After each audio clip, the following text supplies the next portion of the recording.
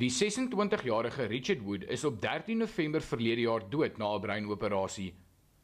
'n Veiligheidswag het Wood op 5 November hier in Bosboklaan in die noorde van Pretoria gevind.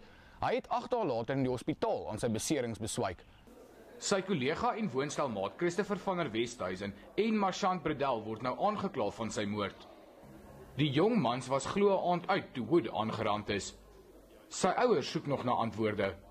Ons is hier om antwoorde te kry rondom die dood van ons seun Richard. Ons ken nie die omstandighede nie, ons het nie met die mense gesels of enigstens iets rondom dit nie. So ons is maar hier om die saak te volg en te kyk wat gebeur. Die familie sukkel om sy dood te verwerk. Ja, dit is swaar, is erg. Sy hele lewe het op voor hom gelê, so ja.